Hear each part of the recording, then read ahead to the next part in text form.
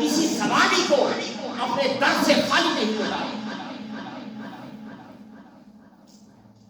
فرمایا کہ سرم والا نہیں جاتا. کبھی وہ چھپ کر دیتے ہیں, کبھی وہ اعلانیہ دیتے ہیں اپنے مال. ان کا شیوا کیا ہے؟ اللہ کی راستے میں اپنے مال کو خرچ کرنا. اور فرمایا کہ فَلَهُمْ أَجْرُهُمْ عِندَ رَبِّهِمْ, ان کا جو اجر ہے وہ ان کے رب کے پاس ہے. اگر آپ اللہ کی راہ میں خرچ کرو گے, اپنے مال کو دو گے, اس کا اجر قرآن مجید فرما رہی ہے کہ اس کا اجر کس کے پاس ہے؟ اس کا اجر لوگوں کے پاس نہیں, اس کا اجر آپ کے رب کے پاس ہے. اب یہ ماہ رمضان شریف چل رہا ہے, آخری جمعہ ہے اس کا, ہم صدقہ فطر نکال رہے ہیں. آپ جو صدقہ فطر ادا کریں گے اس کا اجر کس کے پاس ہوگا؟ فَلَهُمْ أَجْرُهُمْ عِندَ رَبِّهِمْ, اس کا اجر آپ کو اللہ پاک کی ذات عطا کرے.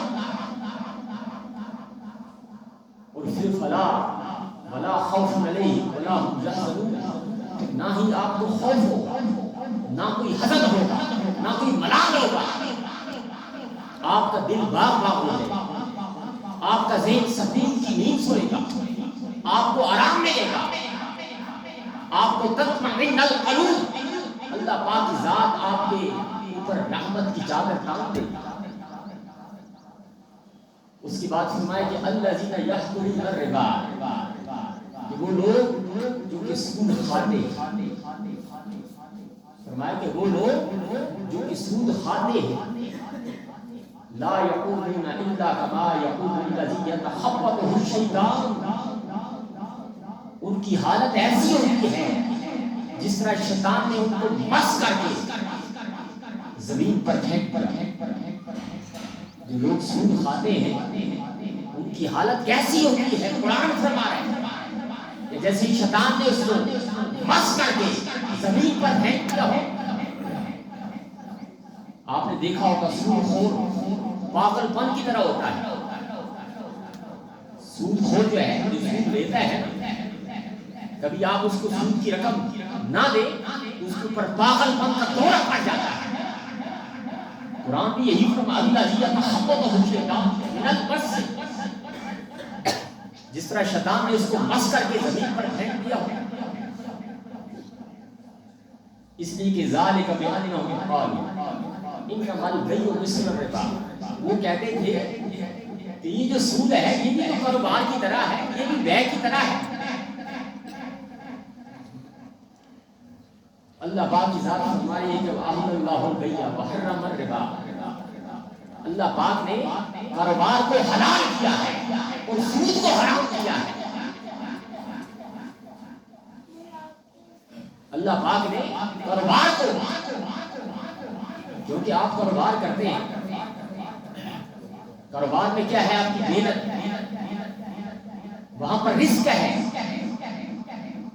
آپ کو ایک شخص جو ہے, دو اشخاص جو ہیں, دو لوگ جو ہیں دکان ڈالتے ہیں. اب دونوں نے دکان کے اوپر جانا ہے, وہاں پر محنت ہے, آپ کے مال کے ضیاع ہونے کا اندیشہ بھی ہے. یہ کاروبار ہے. لیکن سود کیا ہے کہ آپ نے بس انویسٹمنٹ کر دی, کسی کو مال دے دیا, بس آپ نے کہ اتنا اضافہ مجھے دینا ہے, اگلے کا کاروبار ڈوب جائے لیکن آپ کا پیسہ وہاں کا وہاں محفوظ ہے. پیسہ ہم کیا کرتے ہیں, اپنے کاروبار اپنے پیسے کو بچاتے ہیں کہ ہمارا پیسہ جو ہے وہ ضائع,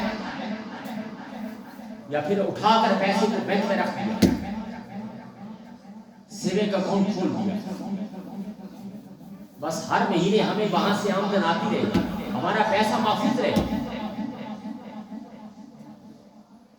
اللہ پاک کی ذات یہاں پر یہی فرمائی ومن جاء موعظۃ من ربہ, اور یہ اللہ پاک کی طرف سے, رب کی طرف سے آپ کو نصیحت ہے.